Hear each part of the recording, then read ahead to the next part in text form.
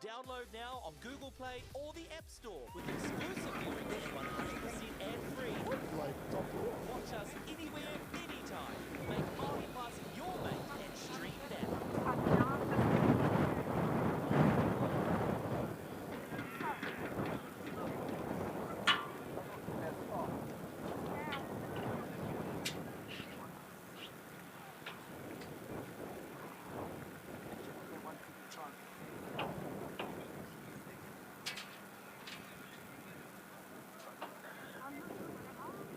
Tēnā anō koutou e te iwi, nau mai, uki mai, nau mai, e rarau ki tēnei o ngā pāpāotanga o wakaata Māori, ko te kēmu wakamutunga o tēnei wakataitai, te kēmu kōwhiringa toa, kei te haere o tēnei wakataitai poiwhana o ngā kura tuarua o te motu. Ākua nei tutu anō ai te pueu, I wainga ia Scots College me St Kentigern College, St Kent's, e te iwi, mautonu mai, kaore kore he pakanga kei te haere.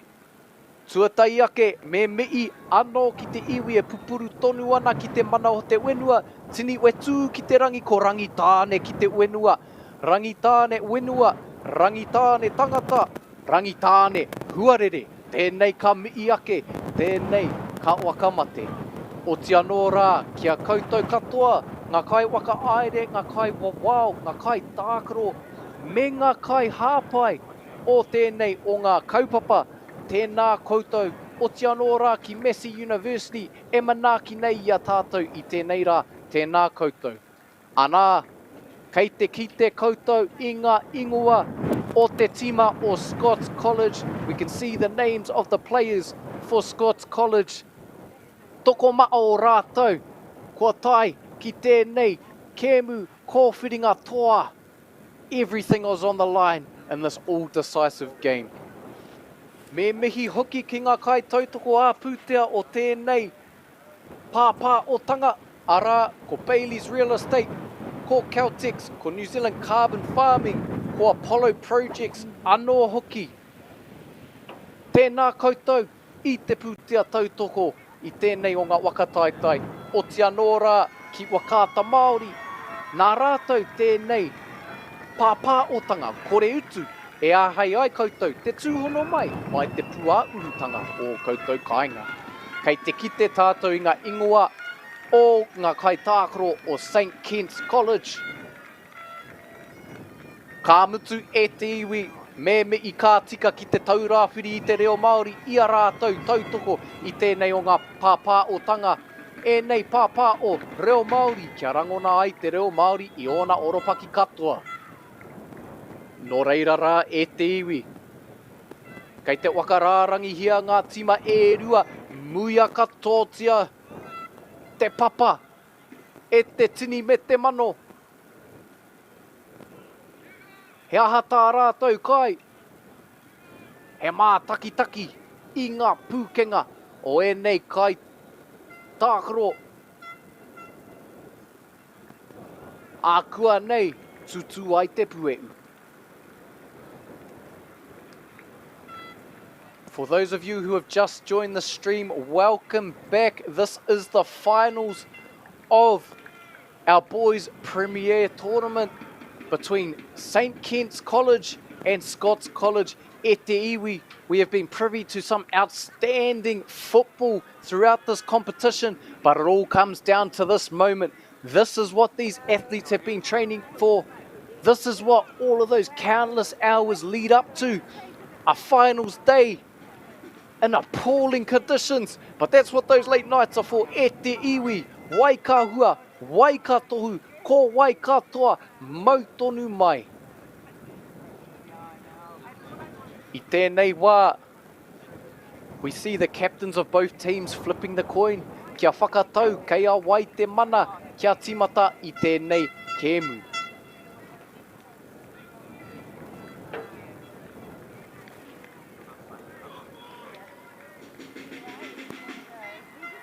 E tiwi kei te kite I te toko maha kua tai mai ki te tautoko I tēnei o ngā kēmu. Kei te rongo ki te aki o te hunga mā taki I ēnei kai tākaro. We can see the strong support from both teams. We can hear the spectators encouraging everyone. E te iwi, this is about to be an outstanding game of football. Both teams within this tournament, e te iwi, have only won one game, which makes sense while they're in the finals. Both appear to be in the pool stages. Hoi anō, they've had strong wins in all subsequent games leading to this.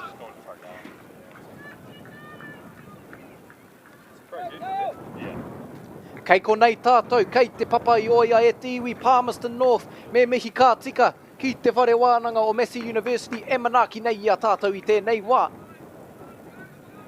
Here we are in Palmerston North, e te iwi. It's important to acknowledge Massey University, on which this competition is taking place. Anei rā te timatanga o tēnei kēmu, e te iwi, te timata o tēnei kēmu, ko whiringa toa, ko wai, ka puta, hei kai whakaihu waka I tēnei o ngā kēmu. Anei rā, kua tere te timatanga o tēnei kēmu, kei te taupatu haere e nei tama, ka hoki whakamuri a Scots College. Nō reira rā e te iwi kei rangirua, pērā I au, ko Scots College e mau ana I te tiha te mā me te whiro. Ko St. Kent e mau ana I te tiha te kahurangi me te mā.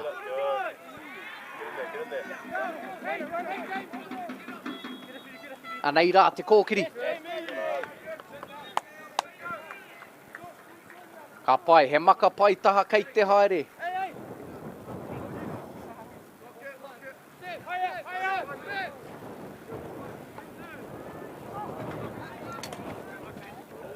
Anei rā. Kāri whai hua, tērā whanaroa. Ngari e te iwi, he tere rawa te timatanga o tēnei kēmu, kāore e kore. He nui ngā piro ki roto I ēnei tama. Ko tā rātou, he whakataka I tērā āwha, I roto I a rātou, o te anō rā. Te āwha, ātinana nei, ko tai mai ā tā huri mātea ki te mā taki I tēnei o ngā kēmu. It's very wet, very windy conditions here today e te iwi. This does change the way, the strategies that these players can employ. Anei rā, a St. Kent e kōkiri ana.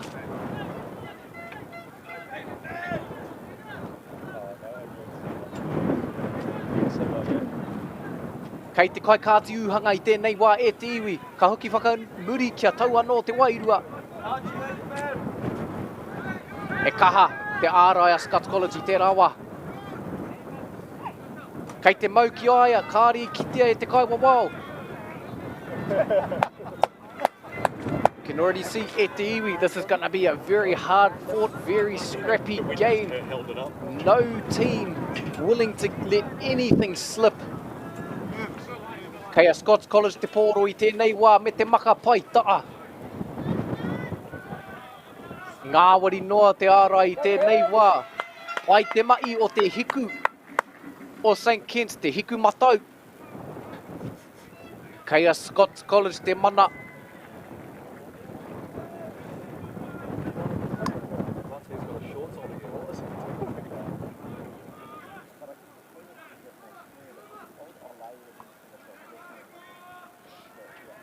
Anei rā, kei te toe haere mo te pōro.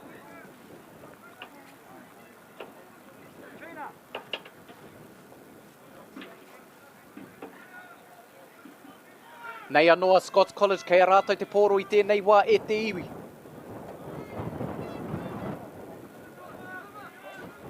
Te tuku anō ki te paihau, anei rā te whana hoa kai. I reira te kai ārai, Scots College managing to control it. Kei te tohi haere I te pōro. Kei te taha matau anō nei, he whana hoa kai anō, kei te haere, kei te rongo ki te honga mā taki, e aki ana I nei kai tākaro. E te iwi. Tū ana te hihi, tū ana te wana I tēnei o ngā kēmu. Anei rā te tau pai, the counter-attack of St. Kent.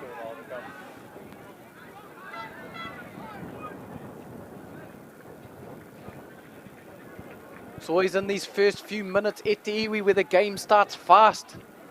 The athletes will be feeling nervous. It takes a few kicks of the ball to settle into your game. Kia taua no te wairua, kia taua no te MΑORI.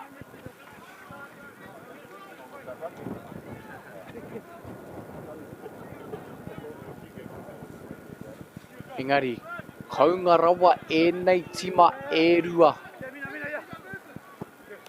Kua waia haere ki tēnei wairua, ki te wairua o tēnei wakatāitai. Anei anō, a St. Kent e kōkiri ana i te pōro. Pai te kaupare a Scots College i te rāwa. Kei te kōkiri haere ia, kei te kōkiri i te taha maui. Ai mahue i te pōro. E tohe ana te hunga mā taki. Ai, e whakaai ana te kaiwa wau. E pakuhara i reira. No reira, ka riro mā Scots College i tēnei wā. Tētahi, wana, whiwhi, arā ko te free kick tēnā. Tokorua ngā tāngata kei te pātū o St. Kent i tēnei wā. An early opportunity for Scots College to try and capitalise. Look for them to cross the ball into the box. Whether it's the near or far post, tētai te kite i tēnei wā.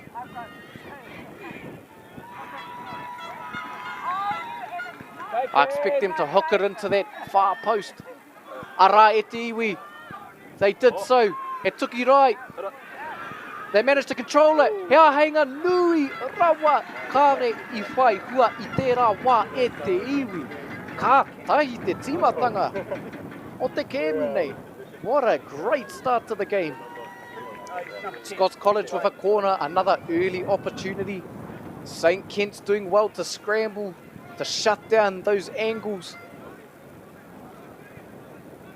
Both teams will be feeling the nerves, but also understand that competitive spirit. Anei anoa Scots College.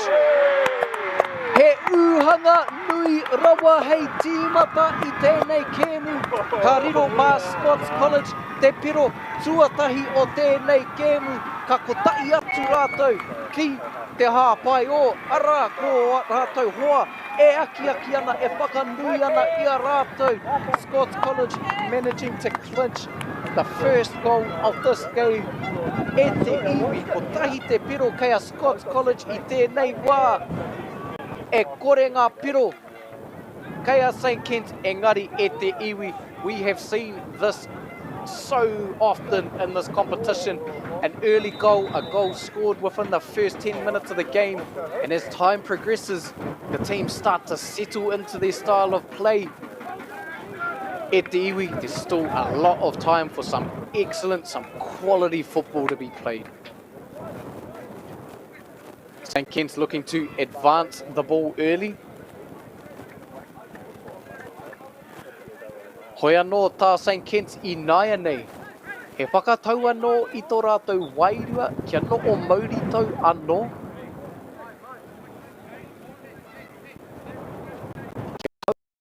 Kia e te a mai e te a wanga. Kei hapa rātou. E te iwi kei te rongo I a tāwhiri mātea, kua hara mai ki te mātakitaki I tēnei kēmu. Everyone's here to watch this grand final e te iwi, even tāwhiri mātea making his presence felt through the wind. Not the best conditions for a finals day, but this is what these athletes train for, rain or shine. Anei rā, a St. Kent, ko tāha I te pōro.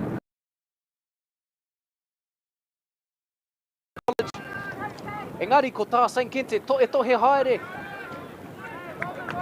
Ka riro mā Scots College te pōro I te mutunga o tēnei. Both teams applying the pressure early. Anei anō te tohe haere. They're not only battling each other, but the wins. Pai tērā rutu reti, that slide tackle.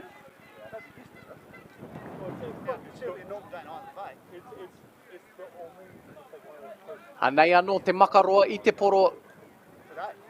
Toro tika ki te wai o te kaitākaro o St. Kent's.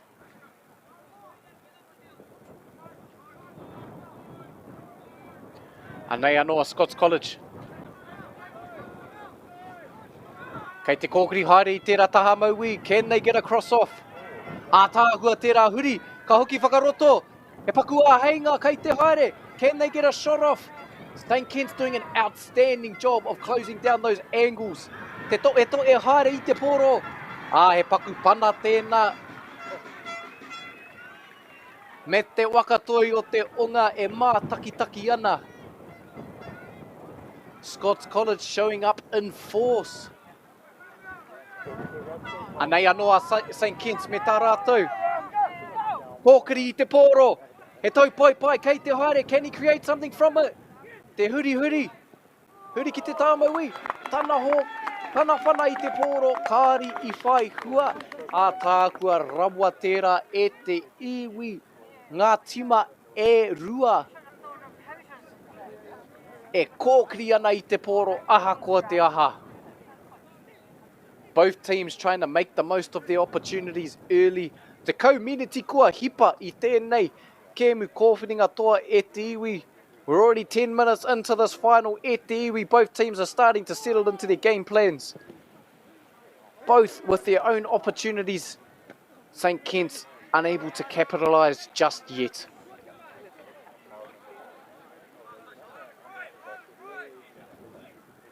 Anei anoa St. Kit's. Te whana I te poro. Tērā whana kōkiri. Outstanding through ball in behind that defence. St. Kit's managing to snuff it out. Engari kei a Scots College tonu. Can they get a shot off?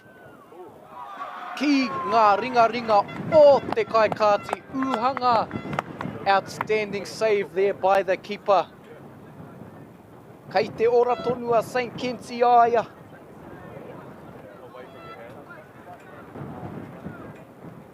Anei rā e te iwi.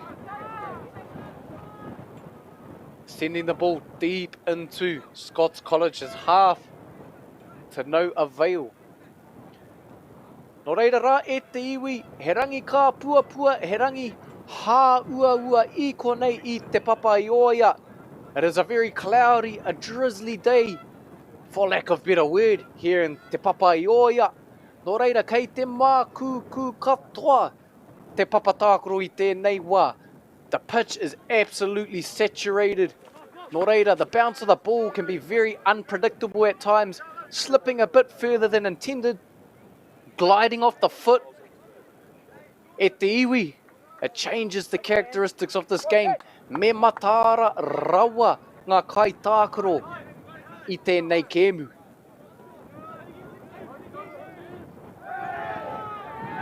Kei te tono ki te kai, wawau, e ki ana he hara, engari e hara.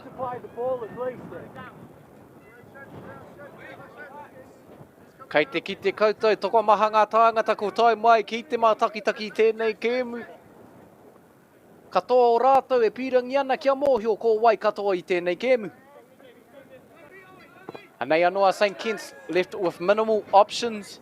Scots College doing well to block that there. Kia maumahara e tiwi ko tēnei te kēmu wakamutunga o tēnei wakataitai. E whā ngā rangi o tēnei wakataitai. Nō reira kaore e kore kei te kuru haere ngā tinana o ngā kaitākaro katoa. He paku a heinga tēnei mā St. Kit's. He kuru whiwhi pero. Ka haere tō tika. Ki ngā ringa o te kaikāti uhanga o Scots College e mai ana I hana mai. Both keepers getting a bit of action early. Engari, kāri te hei pūtana. Maka I te pōro I reira. Kea Kent, St. Kit's I nāia nei. Teams of this calibre are able to utilise these throw-ins as a form of cross, making throw-ins in this part of the pitch extremely dangerous. Engari I haere, I tuku tō tika ki te kaitākaro o Scots College I te rawa aroha mai e te iwi.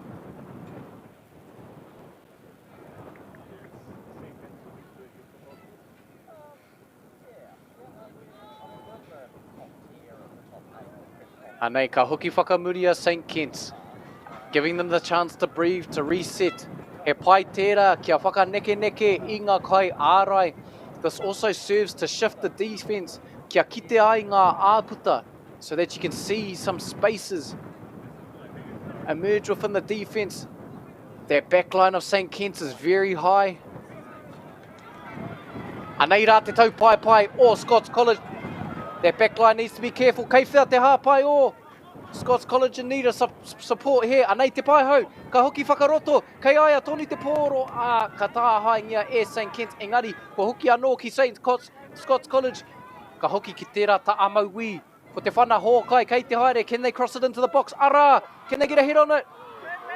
Kāre i tuki i tērā wā.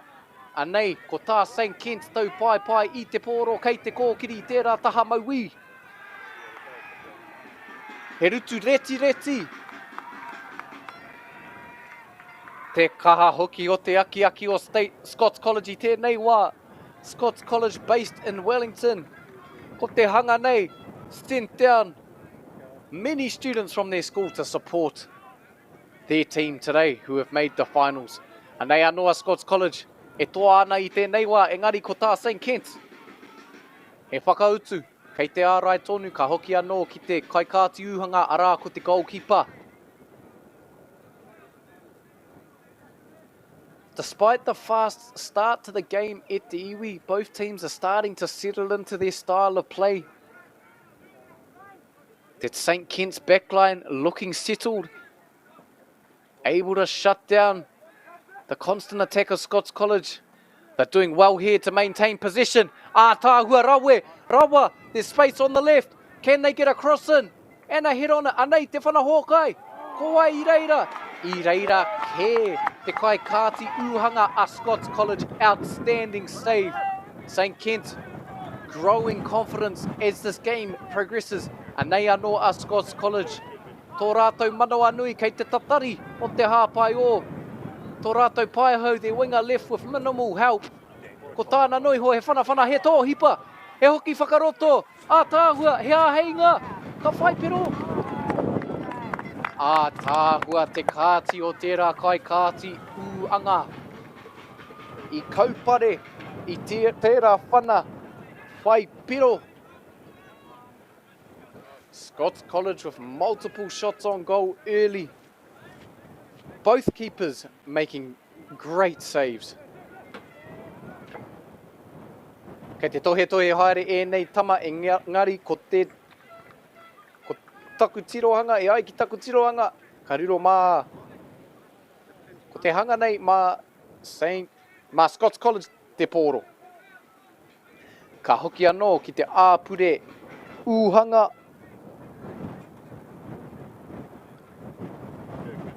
E te iwi, for those of you who have just joined in, welcome to this grand finals here in this secondary schools boys football tournament. We have Scots College playing St. Kitts College. Scots College currently up 1-0. Engari, kei te tau patu haere e nei tima e rua, he āheinga tā St. Kitts. Outstanding save from that Scots College keeper, snuffing out their opportunity for St. Kitts to level the score. Both teams looking very dangerous early e te iwi. Te kaumā waru meneti kua hipa i tēnei kēmu. E putat ana te iu a Scots College i tēnei wā. Ka hoki anō a St. Kitts ki te iku o te tima.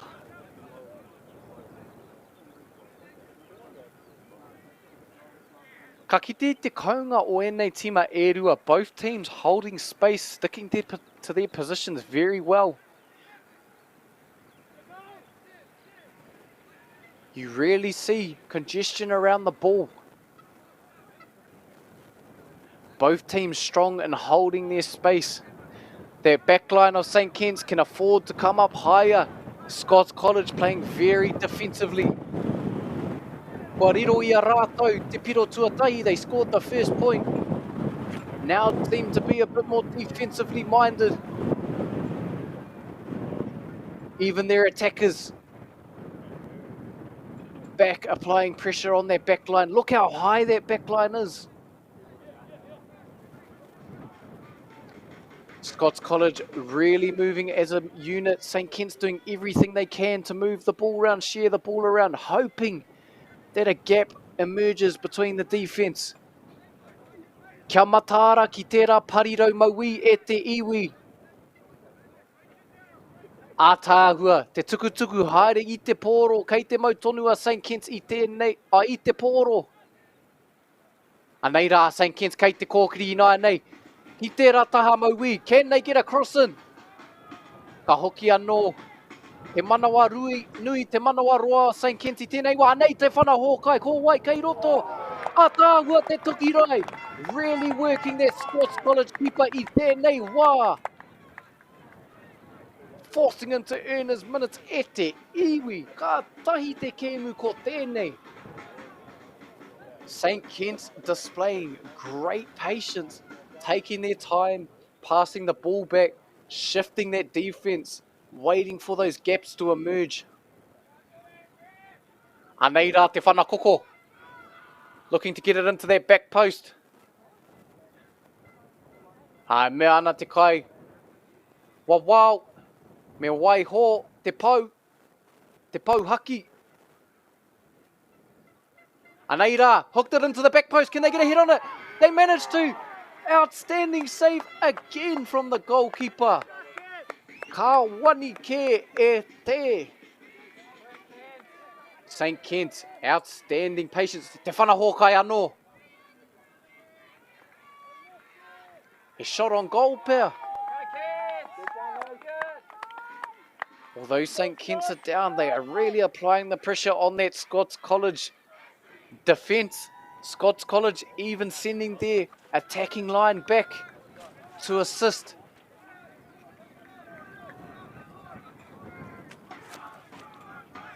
Some very high caliber football being played e te iwi. Kei te rongo. Ngā tauira o Scots College e aki ana i o rātou hoa i tēnei wā.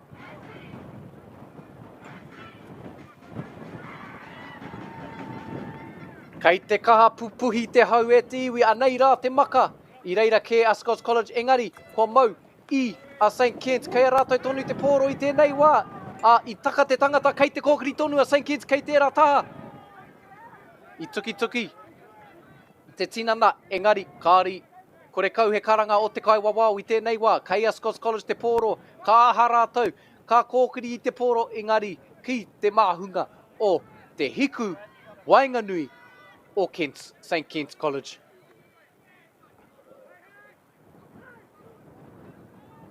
Nō reira rā,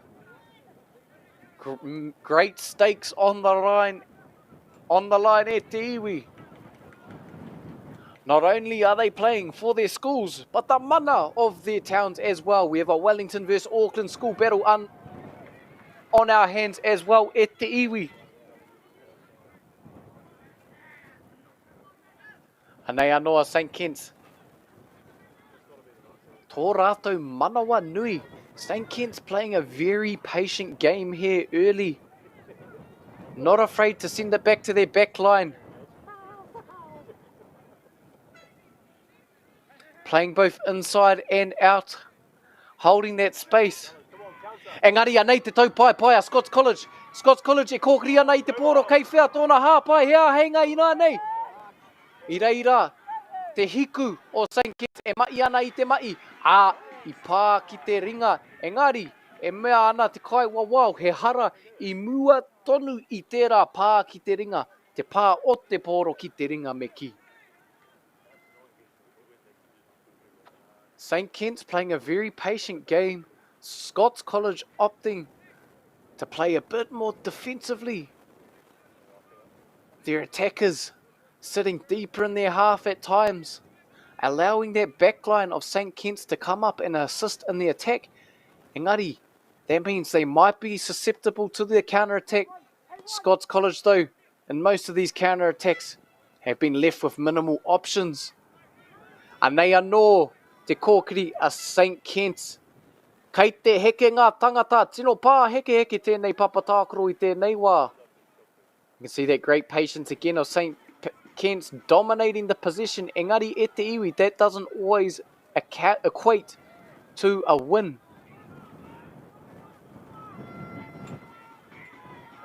St. Kitts playing a very patient game.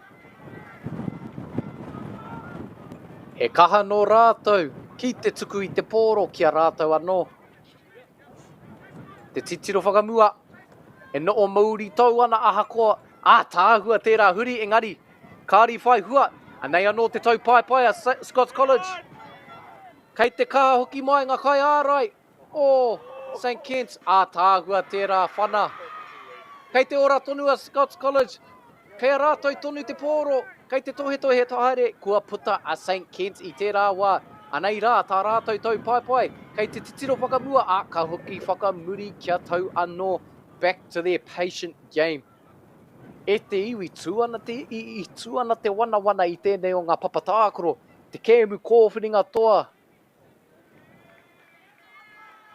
What an exciting finals game so far, e te iwi. An early goal from Scots College in what I believe was the 6th minute of contest. Engari, St. Kitts being very patient with their attack. Intentional. Not afraid to send it back to the back line to try and shift that Scots defence. That Scots defence moving well as a unit. Anei rā, he āheinga no. He a te karanga o te kaiwa wao. E mea ana. He whana koko kei te haere. E te iwi kua rua tekau mā ono miniti. Kua hipa I tēnei waka taitai. Ka tai te timatanga o tētei kēmu kōwhiringa toa ko tēnei. Ko te kēmu kōwhiringa toa matua tēnei. Ko te toa o tēnei kēmu. Ka puta hei kai whakaihu waka I tēnei waka taitai. Anei rā a St. Kitts ka kōkiri anō.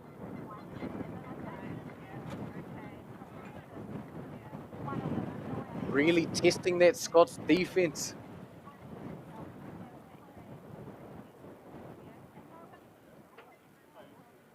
St. Kitts again will be trying to look to hook it into that back post.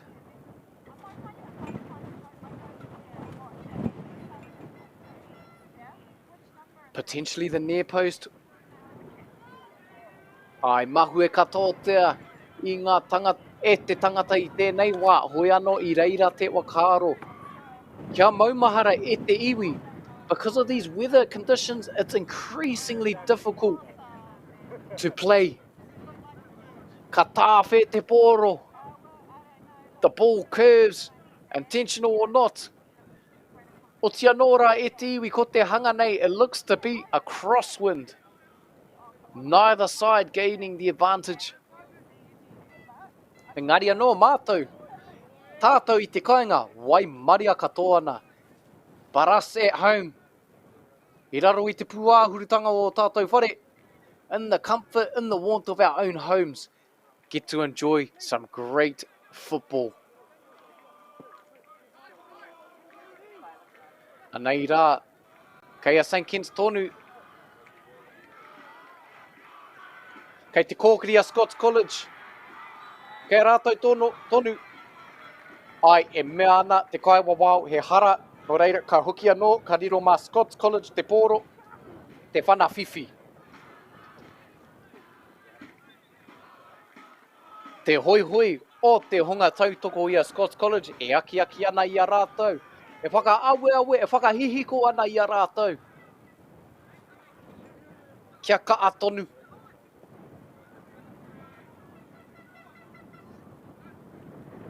Anei a Scots College, kei te kōkiri, they have numbers this time. Trying to get it through the defence down that left side.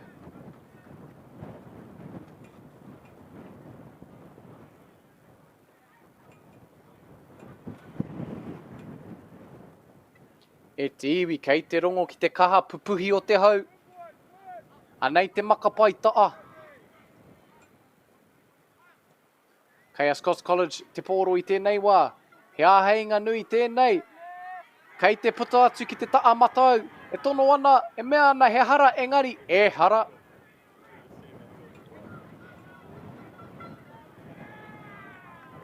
Anei anoa St. Kitts, kei a Scots College, te tohe haere I te pōro. Mo te pōro. Anei anō St. Kitts, kei te titiro whakamua. Ka tukuna ki te pai hau matau. Ka hoki anō. The defensive line of St. Kitts looking for any gap, any weakness in that Scots defence. E no o Māori tau ana ahakoa e hinga ana I tēnei wā.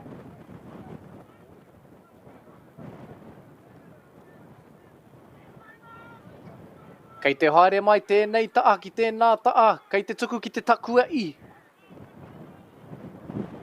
Arā, te takua I, e te iwi takua I, e te kupu Māori. The Māori word for midfielder, taku ahi. Taku ahi. Anei rā te makapai taa. Throw in makapai taa. Or St. Kitts, again, able to utilise these as a form of cross. Looking to get the ball deep into the box. Anei rā, he tuki rai. Ka tau ki te wai o Scots College, engari kei a St. Kitts anō. Kei te taha maui, ka hoki whakamuri. Kia titiro whakamua, anei rā te whana hōkai, can they get a hit on it? Kāre I tāia I te rā wā e te iwi kei te kōkiri a Scots College I tēnei wā kei te kōkiri tonu. Anei rā kua hoki whakaroto ki te takua I. Kei te tiaki I te pōro. Anei rā, look for Scots to flare it out wide. Opting to pass it back. Te whana tere haere I te pōro. Multiple one-touch passes to keep the ball away from that relentless pressure from the Kents forward. Anei anō a St. Kitts kei a rātou te pōro I tēnei wā. Kei te titiro whakamua. Trying to slot the ball behind that Scots defence to no avail. Anei anō ka hoki anō ki te hiku o St. Kitts College. E te iwi. E whānui ho ngā miniti e toi ana I tēnei hawhe tuatahi o te kēmu kōwhiringa toa I waenga I a St. Kitts me Scots College. Anei rā, te whanaroa, no one there but the keeper scooping it up saying, I'll take that, thank you. Kei te aki I ona hoa. Ai mahu e katoa tia e te tangata I te rawa, wai maria Scots I te rawa. Kei a St. Kitts te pōro. No doubt all the athletes will be feeling very nervous for this game, knowing what's at stake. The winner of this game taking out the competition.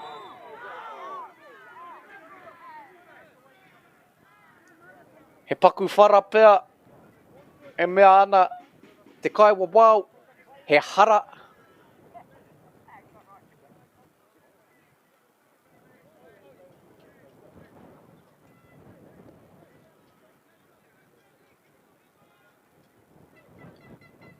Nō reira, rā e te iwi will look for St. Kitts to try and cross this one into box. Anei rā, the wind getting the best of it.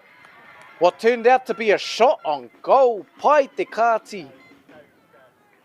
I te rā, te kaupare, I te rā whana whiwhi piro. Anei anō Scots College, their attacker making a run in behind that defence. Anei te pai hau, e tō hipa ana I te hoariri. Can he get a shot off? Ai te pā heke, I runga nō I te māku o te papa. Scots with another opportunity to cross. Deflected by the St. Kitts defenders. Te kai kaupare I te pōro I te rā wā.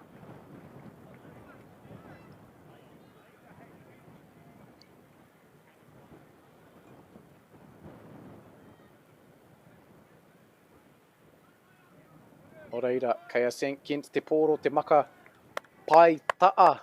Couldn't quite control it e te iwi e kotai noa te miniti e toi ana I tēnei hawhe o tātou. St. Kitts advancing that ball deep into the Scots College half, forcing the keeper to come out of his box. He wouldn't want to stay out there for too long. Opting to return to his box to pick the ball up.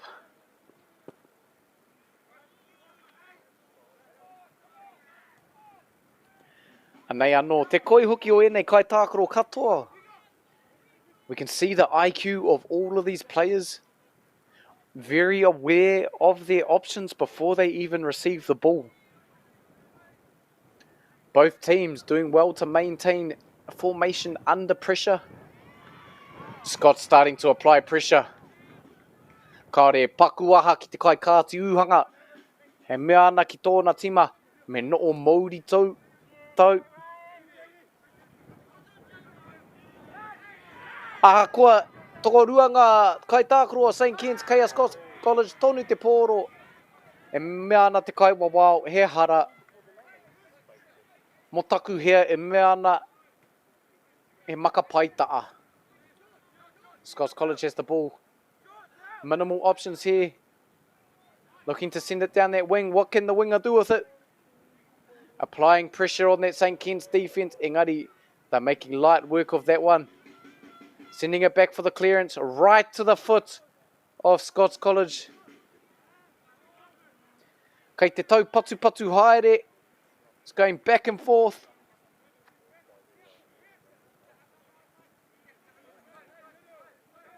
Anei anō. Kei a St. Ken's te poro. Tāhua. Tērā whana I te poro. Able to flick it on to his man. Ka hoki whakamuri anō. Kia tau anō te wairua. St. Ken's playing a very patient game early. Scots College able to capitalise to start this half. Ko tātou tēnā e te iwi te mutunga o te hawhe tuatahi o tēnei kēmu. I tēnei wā e toa ana a Scots College. Ākua nei ka uki anō tātou mō te kēmu. Mō te hawhe tuarua e te iwi. Mau tonu mai rā. Funding is a real challenge. We know that a lot of schools face that ongoing, and the reality is if you go to a lower decile school in New Zealand, you are less likely to be able to afford to participate in sport. Obviously, having come through it myself with kids and being one of those kids myself who played sport, I know how much it defined who I was. And now being able to go, I can't fix it all, but we can help and try and give to those people who are going through tough times. The best way to dominate any culture is to take the children. 3 months, now turned into 3 years. Once you're in there, that's it. The Stolen Children of Aotearoa, streaming now on MAORI Plus. Sport is about more than just the game. It's about going from teammates to best mates. It's the high fives and helping hands. It's learning when to back yourself or back your buddies. It's actually being excited to get out of bed early on a Saturday. Sport is about more than just the game. That's why Caltex is proud to help fuel school sports. Okay. Yes. Okay. Yeah. This isn't about long-distance calling, technology, or living overseas. Do I have one more bid? Thank you. We're going to go once. We're going twice. And we are sold to the Kiwi phone bidder from Manchester. It's about Bailey's finding buyers that others can't. At Apollo Projects, we create better outcomes because we never make any assumptions. Take this for example. This wine turret doesn't look very well designed. So we called the tank manufacturer to check. We asked, why is the turret away from the side of the tank? They said, because it's always been that way. So we had to think. What if the turret was next to the catwalk? Sounds good. So that's what we did. Now the wine turret is better designed, better value, easier to use, and safer. I think that deserves a toast. Apollo Projects. No assumptions, better outcomes. Manga Tangaroa's fight for a better quality of life You can do it. Nice job, Manga. will push the human boundaries Good man. There you go. of possibility, nurturing hope. All episodes streaming now. Ki MAORI Plus. And go! Just fill up at a participating Caltex, stack your pump discounts, and you could collect more savings on your next visit. Oh, there's another one. Getting quite good at this. Filling and saving. Feels good. Kaore anō tēnā tū wairua, kia pā mai ki au, I runga I te tū ki te papa tū aiwa. Tukura mai o kaha hea mātou nei tamariki kia tūranga tira. Ko au taia, haka, thera. forest should never have been taken off this steep hill country that's eroding, and it makes absolute sense to afforest those hills. What we're doing here is using the exotics to help that process get established. We're looking at a managed transition process where those pines are progressively thinned as the native understory establishes. We're trying to do several things here. Soak up carbon, establish native forest, and we're trying to improve biodiversity. You're achieving an awful lot with one program of activity. Global warming is incredibly serious. We need to cut emissions, but we need to also absorb carbon out of the atmosphere. Growing trees is the only tool we have in the toolbox for taking carbon out of the atmosphere that we can do at scale. Pinus radiata takes carbon out of the atmosphere at about 5 to 10 times the rate of native planting. And so what New Zealand Carbon Farming are doing is planting the Pinus radiata to absorb the carbon, and then they're transitioning that forest into native forest so that we get the biodiversity benefit.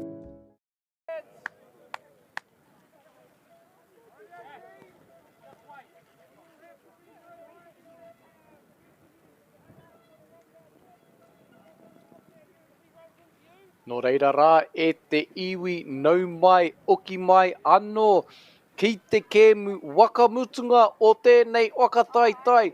Arā, te kēmu kōwiringa toa matua, ko te toa o tēnei kēmu ka puta, hei kai waka ihu waka o te whakataitai katoa.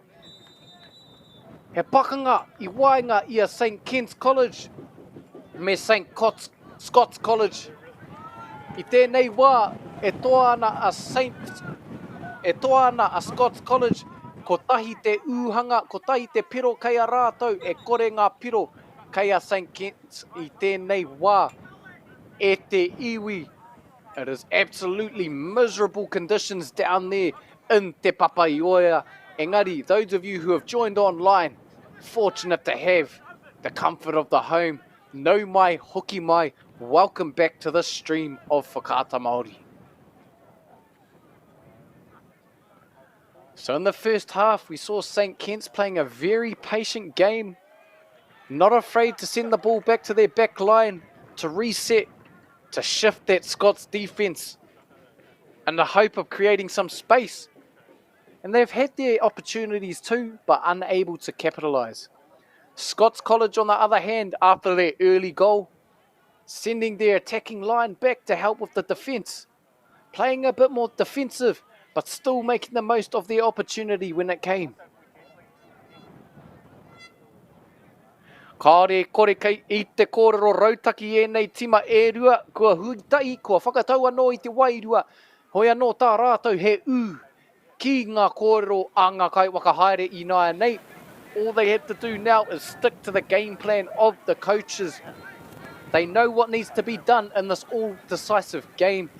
E te iwi, kei te rongo rātou, I te pupuhi o te hau, I te anu o takurua, I te hekinga mai o te ua, o te anō rā, I te ā mai. Engari koira te take, ka ū ki e rā rautaki o ngā kai waka aere.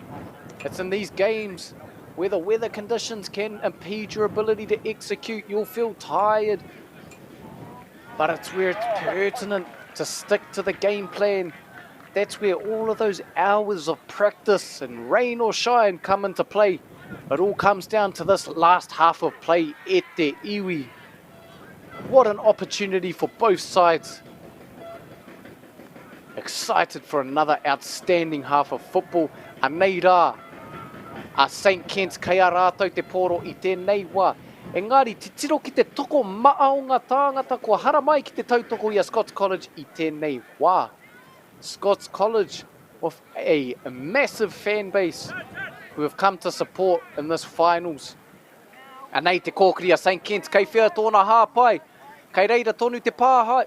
A tāhua te huri te tōhipa I te tangata. Ka aha ia. Kei te mau tonu I te pōro I tēnei wā. A I reira, te hiku o Scots College e kaupare ana I tērā kōkiri o St. Ken's. Anei rā, te whakawhiti atu ki tērā atu tā. Engari, you can see the wind was a factor there, altering the path of the ball. This is where the teams might have to try and keep the ball on the ground, opt for those shorter passes Those long balls getting caught in the wind, easier to defend at times. That being said, it can be unpredictable at the iwi. The bounce of the ball on the pitch when it's this wet tends to slide further than intended, glides off the foot, you can't quite connect. All of these āuatanga, all of these considerations have to be made. Anei Scots College kei a rātou tēnei makapai taa.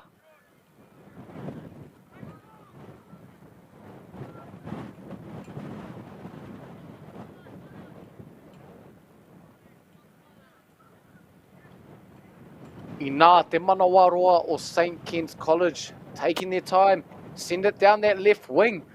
Ātāhua tēnā.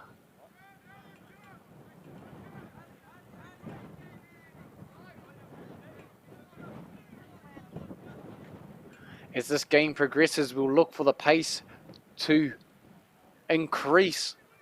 St. Kit's still very patient at this time, sticking to their strategy, sticking to their game plan. Oh, he did well there to prevent that counter-attack. Engari, kei a Scots College i nāia nei kei te kōkiri te taha maui. Kei a rātou toni te pōro he āheinga tēnei. Ka hoki whakaroto ki te wai, ki te pūtu o St. Kit's. E te iwi kei te rongo i te wana. I wainga i ngā kai mā taki anei anoa Scots College. Tana whana haere i te pōro. Kei whakararu i te kai ārai. Oh, he did well there to defend that. Anei a St. Kit's e kōkiri ana i te pōro. He tau pai, he counter-attack kei te haere. Again, not enough support there. Scots College really getting back in numbers, shutting down any opportunity for a counter-attack. Kei te rongo ki ngā kai mātakitaki aki ana i a St. Kit's. You can hear the supporters urging St. Kit's to get up, to support their attackers on that counter-attack. Engari, Scots College doing very well to get back in numbers.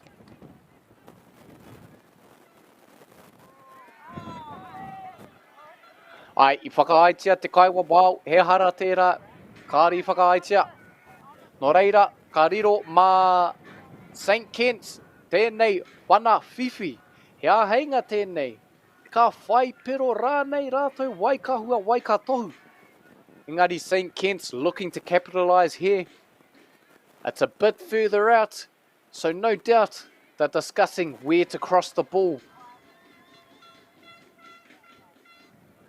Dangerous nonetheless for Scots College. Anei rā, playing it short. Outstanding play. Can they get the cross in?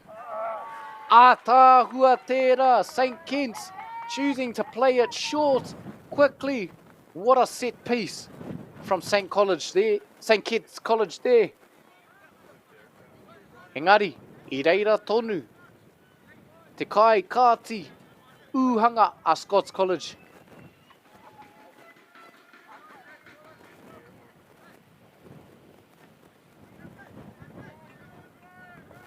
Hara, kua riro mā Scots College, tēnei maka paitaa, te tuki rai a St. Kit's, ki te wai o Scots College.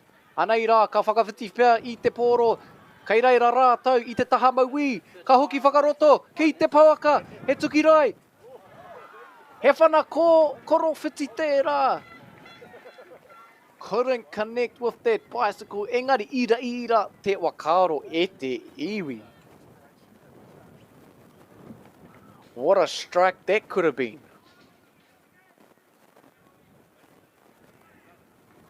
Nō reira rā e te iwi mo te hunga kātai anō, ka tūhono mai. Welcome back to this finals between Scots College and St. Kit's.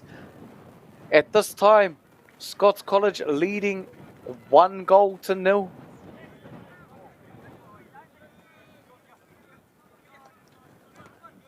Anei anō. Kua riro mā St. Kit's tēnei maka pai taa.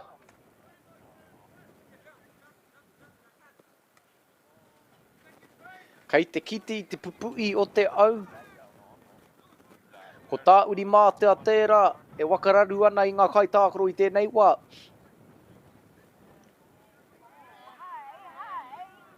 Anei anō a Scots College te tuki o ngā tinana. Kāri te pai ki te hunga e mā takitaki ana. E te iwi. Waru miniti kua hipa I tēnei hawhe o te kēmu. Te hawhe whakamutunga o te kēmu. Te hawhe whakamutunga o tēnei whakataitai. Tēnei kēmu kōwhiringa toa matua.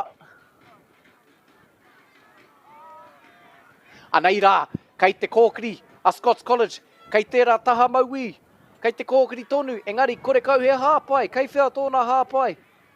Ōna hāpai, kore kau, kei te tō hipa I te kai ārai. Doing well to maintain position there. Can they get a shot off? E te iwi. That St. Ken's defence doing well to kaupare, to obstruct that attack. And nei anoa Scots College. Kei a rātou tonu te pōro. Can they get a shot off before that St. Ken's defence closes the angles? St. Ken's doing very well there to swarm the ball. And nei anoa Scots College. They have some space out on that left wing. And nei rā, kei te kōkiri anoa experiencing some success down that left wing. Kei te titiro whakaroto. Will he take it himself? Can he get the cross off? Couldn't get enough power on it. Pai te ārai or St. Ken's. St. Ken's playing some outstanding defence here. And nei anoa Scots College. Kei te tū, kei te tatari. Tatari kia kite. Ka aha te kai ārai. What a pass. A bit of space here to operate. Can he get a cross off? Kei te huri haere. Kei whia tōna hāpai. Kei a Scots tonu. St. Ken's doing very well. Ki te tiaki I te pōro I te rā wā. E te iwi, what outstanding defence from St. Ken's. Scots College doing well to hold the ball. Couldn't translate that into a shot on goal. Ka hoki anō ki te kai kāti uhanga. E no o Māori tau ana I tēnei wā. Kei te rongo ki te maria e aki ana I a Scots College. Kia puta I o rātou ihu. Engari anō ko tā St. Ken's.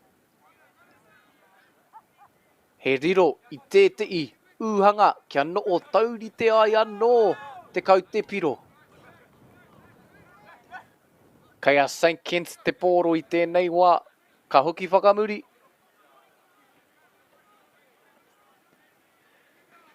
Kei te tuku anō ki tērā taa matau. Scott's able to snuff that one out.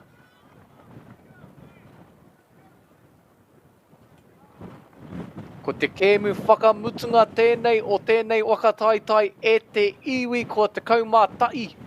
Miniti kua hipa I tēnei hawhe.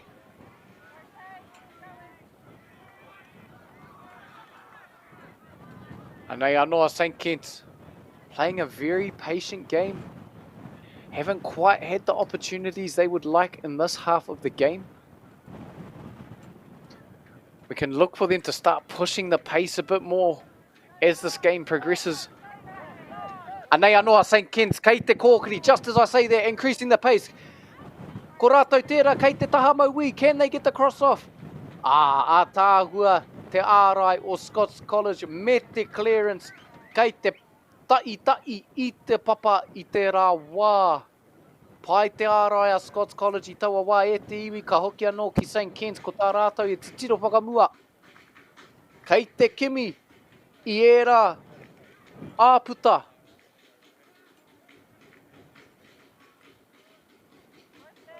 And nei anoa St. Ken's a bit of space to operate with. Nei te kāpene, the captain.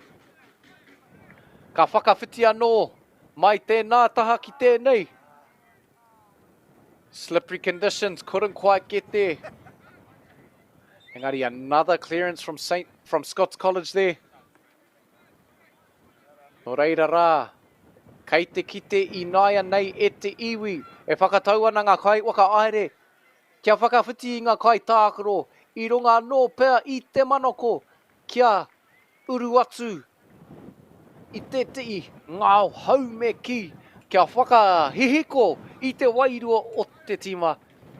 St. Kit's making some substitutions, trying to rejuvenate the energy, lift the spirits of their Kent side.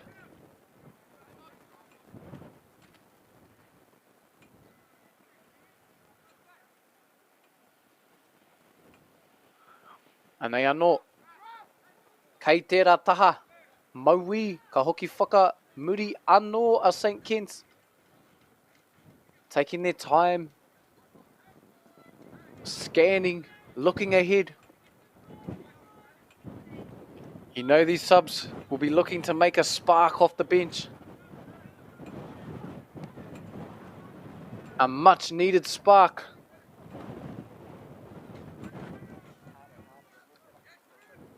Anei rā e te iwi te whana kōkiri.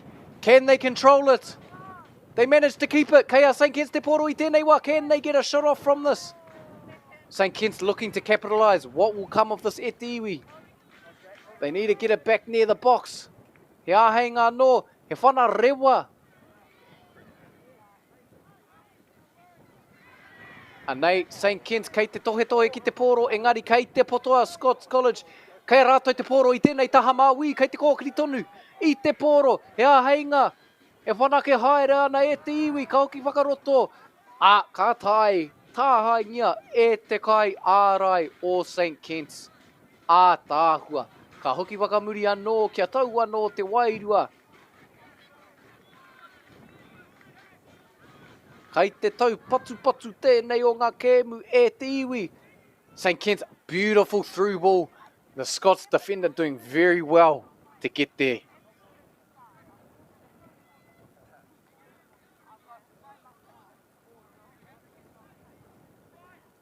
This will be one of the biggest games to date for lots of these boys. No doubt they're nervous, but their gameplay wouldn't show it. He kaunga rawa enei, anei rā St. Kit's, kei te wāwāhi I te hiku o Scots College. St. Kit's splitting that Scots defence. Again, can't translate that to a shot on goal. He whana koko kei te haere. St. Kit's will be looking... motaku he maka, paitaa. St. Kit's looking to translate this into a shot on goal. Kia maumahara e te iwi. You miss 100% of the shots you do not take. Tēnā koe Michael Jordan. Hoi anō, still applicable here today. St. Kit's will be looking to get a shot off. Trying to capitalise on these opportunities. It's already been 16 minutes in this half. Time is starting to get away from us. E te iwi, ka aha. Anei anō, ka whakahauki anō ki roto I te pauaka. Couldn't quite control it. The Scots defence again doing well. Ki te kaupare I tērā kōkiri a St. Kit's. E whakaai ana te kai wawao. Kei te tuki, kei te tuki. Aroha mai, kei te tuki. Ngā tinana, I mahu e te poro. No reira, kei a Scots College te poro I tēnei wā. Kei te kōrero tonu a Scots College ki te kai wawao. Me te aki I tō rātou. Hoa, kia hoki anō ki te ora. Engari I tēnei wā, me mihi kā tika ki whakata Māori. Nā rātou tēnei pāpā o tanga kore utu. A big thanks to Whakata Māori for the stream, allowing us to watch this finals game for free of charge from the comfort of your home. E te iwi kei te ruku anō tātou.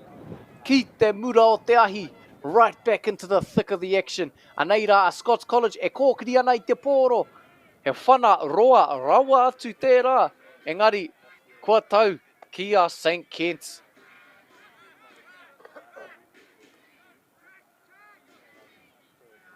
Anei anō a St. Kit's displaying their great patience. Scots College applying a bit more pressure now. Anei anō a Scots College. E kōkiri ana I te pōro. He has support. What will come of this? Can they get a shot on goal? Te whana Tāhua rawa atu he uhanga I riro mā Scots College. Tāhua tērā kōkiri e taua tama I ko tahi atu ki ona hoa.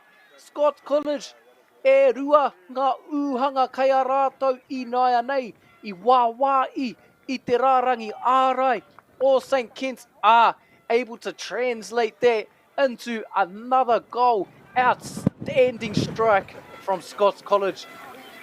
Celebrating with their friends and rightly so. Scots College now leading 2-0 in this final.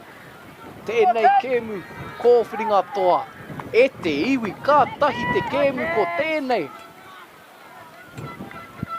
Again, you can see that shift in strategy at the iwi for a while there in that first half. Scots College, after their first goal, started playing a bit more defensively. Their forward line opting to sit a bit deeper in the Scots half.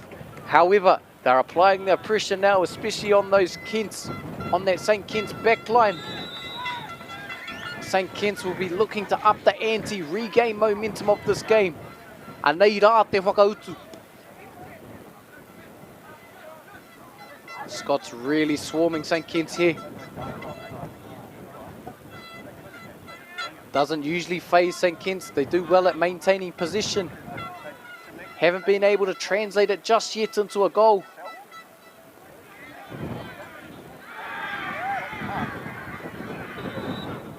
E tono ana ngā pukai mā taki ki te kai wawao e mea ana he hara ai rā kei te whaka ai te kai wawao matua. E te iwi ka tai te huanga ko tērā. What a beautiful goal that was. A memorable moment for sure. These are the moments you dream of. Missing a goal like that in the grand final. Aneira, what a strike! Couldn't quite connect. E te iwi, both teams having their opportunities. Rua te kau meneti kua hipa I tēnei hawhe o te kēmu. Te kau mā rima meneti noiho e toi ana I tēnei kēmu e te iwi. 15 minutes left in this game. St. Kitts losing by 2, trailing by 2 I tēnei wā. But anything can happen. I whakāturia te kāri kōwhai. Could this be a potential momentum shift for St. Kitts, providing that much needed spark?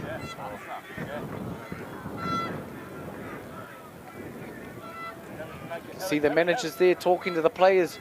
The captain also directing his players, providing that sense of calmness and direction. Kua tono ki te kai kāti uhanga, kia hara mai ki te whana I te pōro. E āhei ai, te kōkiri o ngā kai tākoro maa. The keeper choosing to take this free kick to allow St. Kitts to advance. Anei rā, toko maha ngā tāngata o St. Kitts ki roto I te pāka. Unable to capitalise there. Engari, I tuki ngā tinana. He whara ko te hanga nei.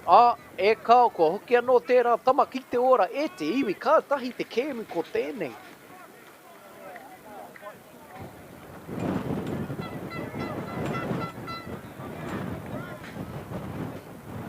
Mo te hunga kāta I anō katu ono mai, nau mai ki tēnei pāpā o tanga o wakāta Māori e wakapā o atu ana I tēnei kēmu kōuringa toa I wainga I a Scots College me St. Kitts College. Scots College up 2-0 in this grand final. 13 minutes left. Pai te tuki rai. Kaya St. Kitts anō te poro I tāhangia e Scots College looking to counter-attack. Outstanding strike.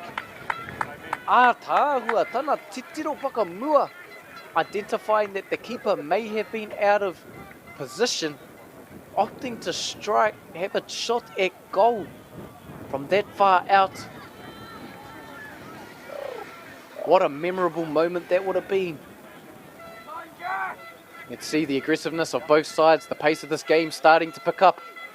Not long left e te iwi. Anei anō a St. Kitts. Kei te kōkiri kei roto I te āpure uhanga. The goal box. Scots College with no option there but to clear. Kua tai mai, te iti me te rai, te tini me te mano. The birds have even arrived to watch this game. Tāwhiri mātea, tamanui te rā. Everyone's here to watch this final game.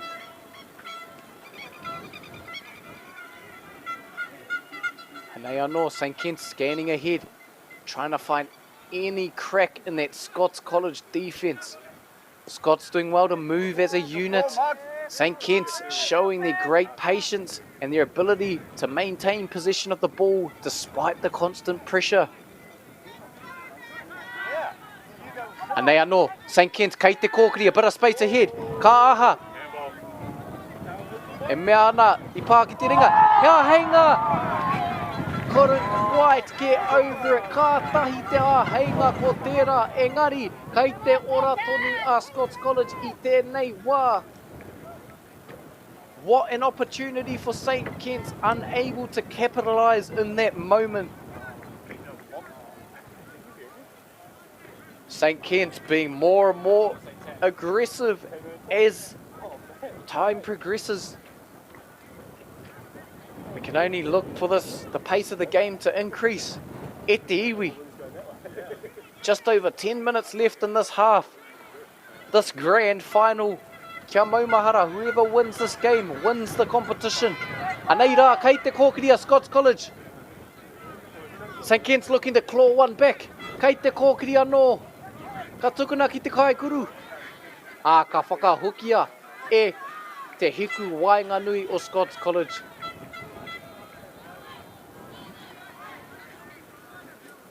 St. Kit's doing well to maintain their composure despite being down at this stage. Kei te u tonu ki o rātou rautaki. Anei rā, ka hoki whakaroto anō. Scots closing down those angles, doing well to stay low.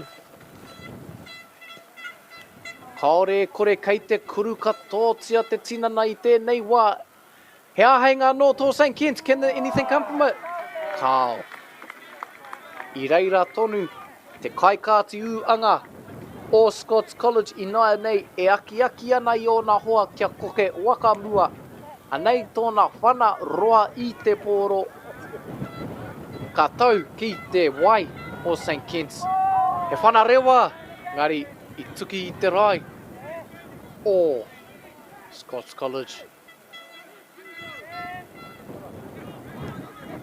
Nei anoa St. Kit's kei te whana haere I te pōro. Kei te titiro akamua, kia kite I ngā āputa ka puta mai. Mēnā he whārua ka kōkiria. Kua puta ki te ta matau, ka hoki anō ki roto I te pāka. E tuki rai. An opportunity, can they take a shot?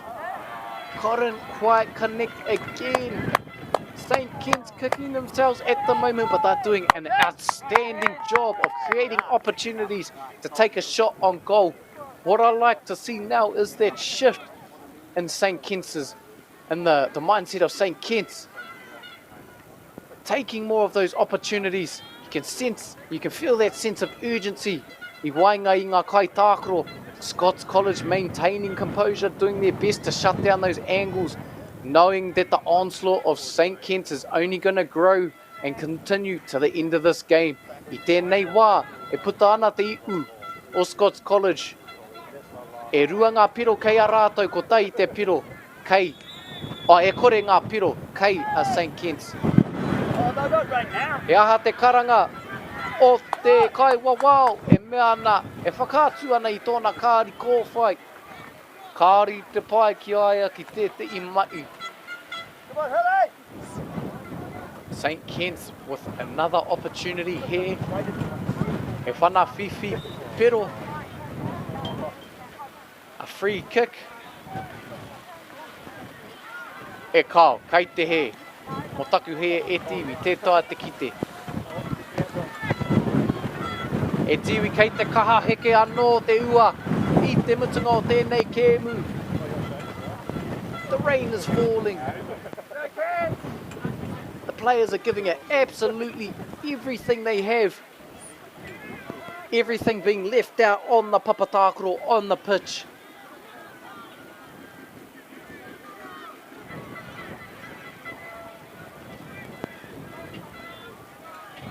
E te iwi kei a Scots College te poro I tēnei wā. Te koke whakamua, what a clearance, straight to his teammate. Kei te koke I tērā taha, MΑORI. This is a very dangerous for that St. Kitts side. Scots College has experienced great success down that left-hand side. A bit of a push in the back there. Kāre whakahaitia e te kaiwa wao. Ia St. Kitts te poro I tēnei wā e te iwi. Tōna ono miniti e toi ana I tēnei kēmu. Another substitution, a last-ditched effort to inject some life into the St. Kitts side. Both teams understanding what's at stake. A lot can still happen in 6 minutes e te iwi. But we will expect to see something soon.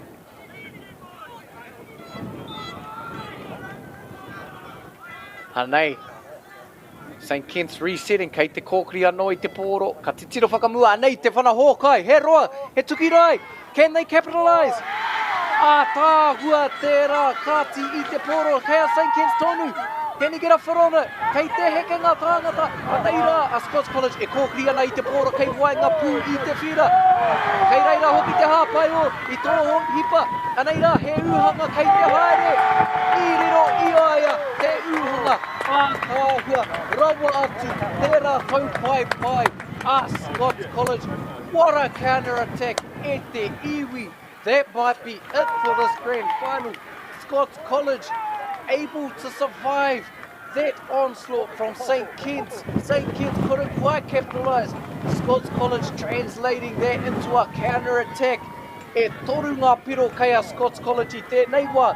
E kore ngā piro kei a St. Pat's. Muia katoa ana te papatāko e ngā kai tautoko I a Scots College I tēnei wā e te iwi ka tahi te kēmu kōwhiringa toa ko tēnei. What an outstanding job by Scots College to translate being on the back foot into a counter-attack. Again, very slippery conditions, making it hard for the defenders to stay on their feet. Scots College doing it well to slip it behind the keeper, putting them up 3-0 with 4 minutes left in regulation play. E te iwi kia manawa nui mai, he kaha te hekenga o te ua I tēnei wā. The rain is falling very strongly I tēnei wā at this time. He waua te kite.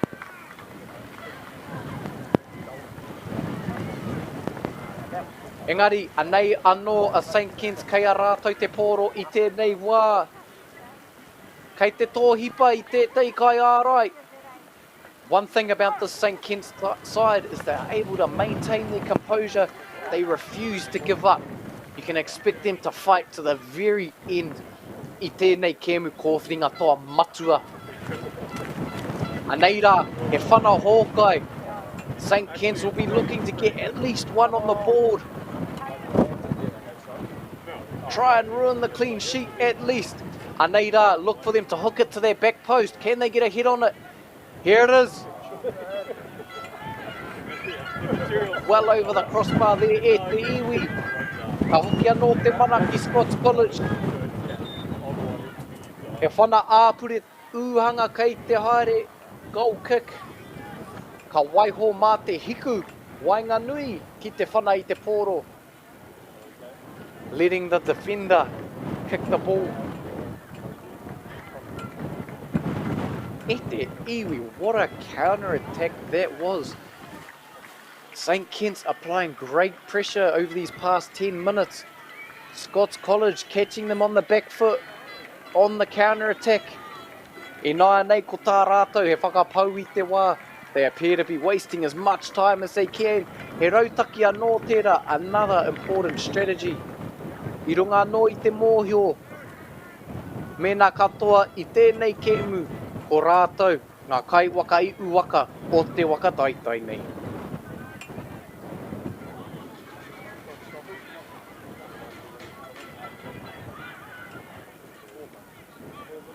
Anei rā a St. Kitts, kei a rātou te pōro.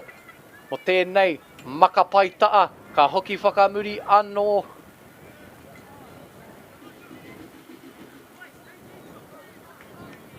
St Kitts appear to have won the possession game this game, but Scots College been able to capitalise on their opportunities.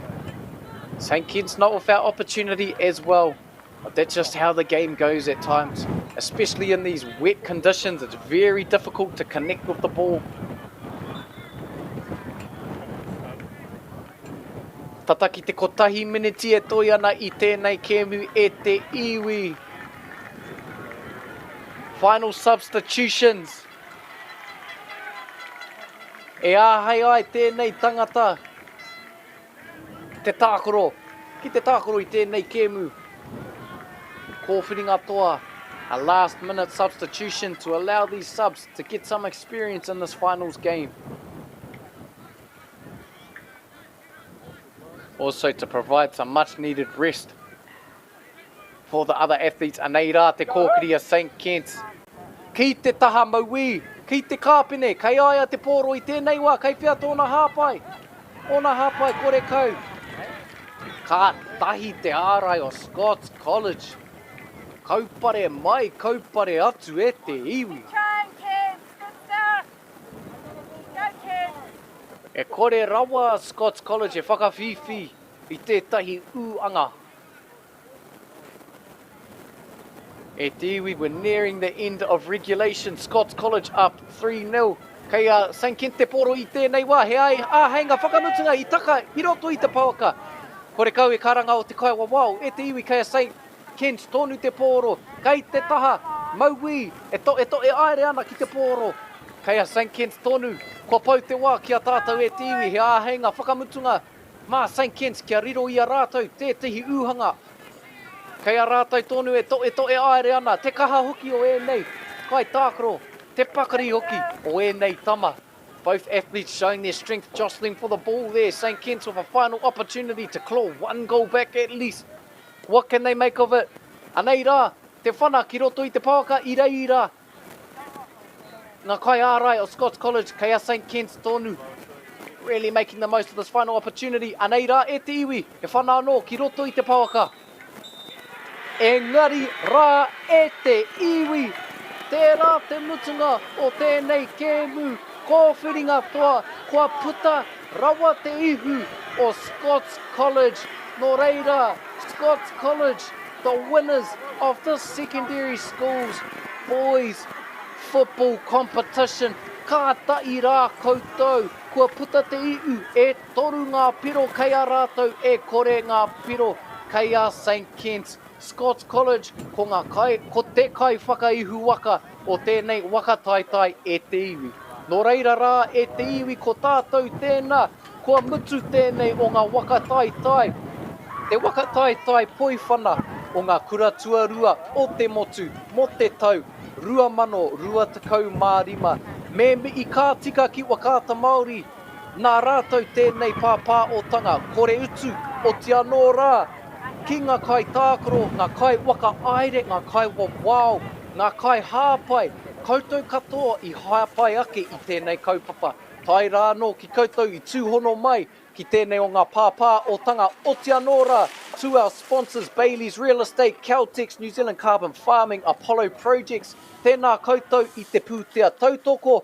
Whakata Māori providing this free stream to allow us to watch this final from the comfort of our own home. Ka mutu ko te taurawhiri I a rātou ka a tautoko I ngā pāpā o tanga. Reo Māori, e te tī, e te tā, e te motu whānui, ko tātou tēnā, kua mutu te waanga ki au, kua mutu tēnei wakataitai, mo tēnei tau, kua toa a Scots College, e te iwi, kia haumaru te noho, kia haumaru te hokinga atu, ki te kāinga, hoki mai anō koutou a te rātou, e te iwi, noho ora maira.